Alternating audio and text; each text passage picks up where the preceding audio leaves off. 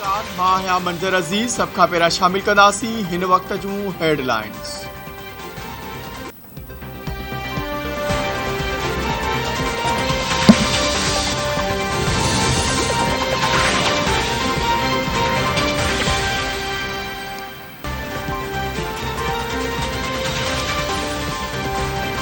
Islamabad high court Toshakhana जा तफ़सील अवाम आॾो आणण जा हुकुम जारी करे छॾिया।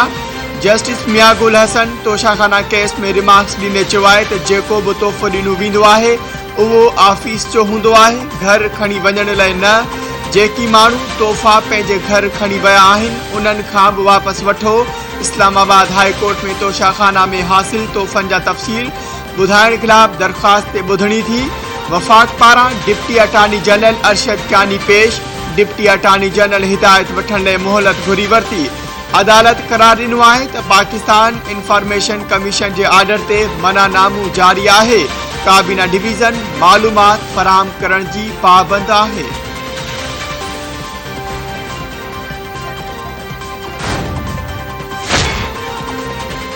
क़ौम जे गॾियल मफ़ाद में बहितर फ़ैसिला करणा आहिनि। उम्मीद आहे त गॾियल सलाह मशवरे सां समूरनि ॾुखियाईनि ते ज़ाब्तो आंदो वेंदो।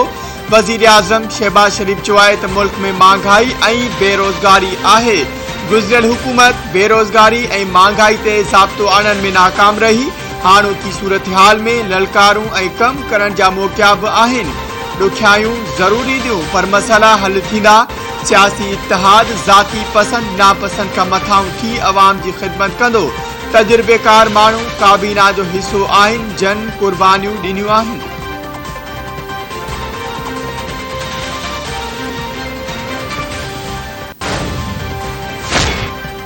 वज़ीर आज़म शहबाज शरीफ़ जी सदर आरिफ अलवी सां मुलाक़ात। ज़रियनि जो चवणु आहे त सदर ऐं वज़ीर आज़म जी मुलाक़ात में नवनि गवर्नरनि जी मुक़ररी समेत मुख़्तलिफ़ मामलनि ते ॻाल्हियूं। पंजाब जे गवर्नर खे हटाइण लाइ उमारियल समरी ते ख़्यालनि जी ॾेवण।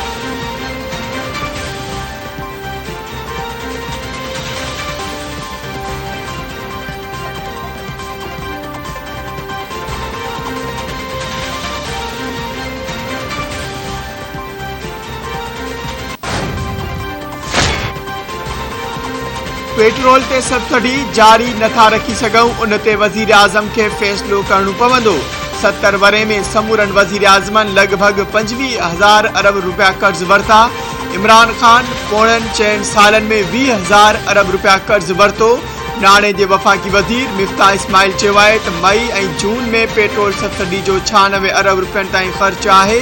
इहो पाकिस्तान जी सिविलियन हुकूमत हलाइण जे ख़र्च खां ॿीणो आहे, जंहिंखे हू जारी नथा रखी सघनि।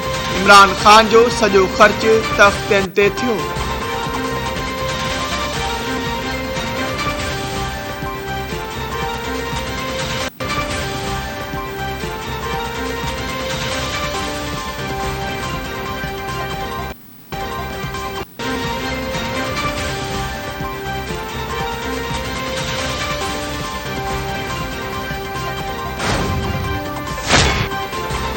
सिंध जे वॾे वज़ीर सैयद मुराद अली शाह जी मेहर जे बाहि मुतासिर ॻोठ फेज़ मोहम्मद चांडियो आमद। फ़ौतियुनि जे वारसनि सां ताज़ियत।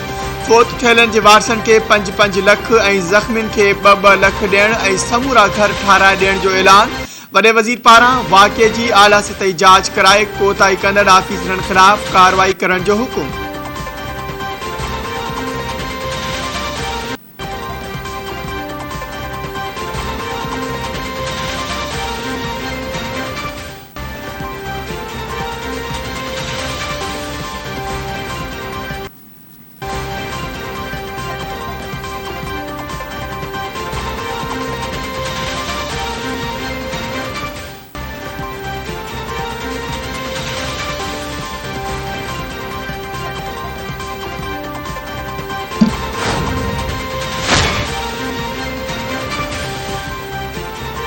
वफाकी काबीना DGFIA सनाउल्ला अब्बासी खे हटाए राव ताहिर खे DGFIA मुक़रर करण जी मंज़ूरी ॾेई छॾी।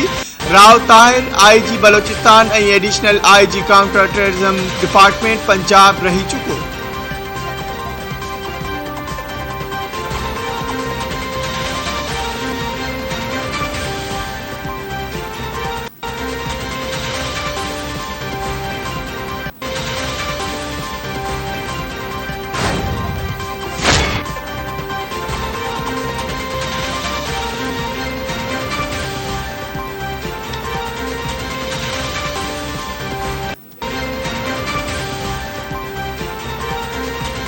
वफाकी काबीना DGFIA सनाउल्ला अब्बासी के हटाए राव ताहिर के DGFIA मुकर्रर करण की मंजूरी दे छड़ी। राव ताहिर IG बलोचिस्तान ऐं additional IG counter terrorism department Punjab रही चुको।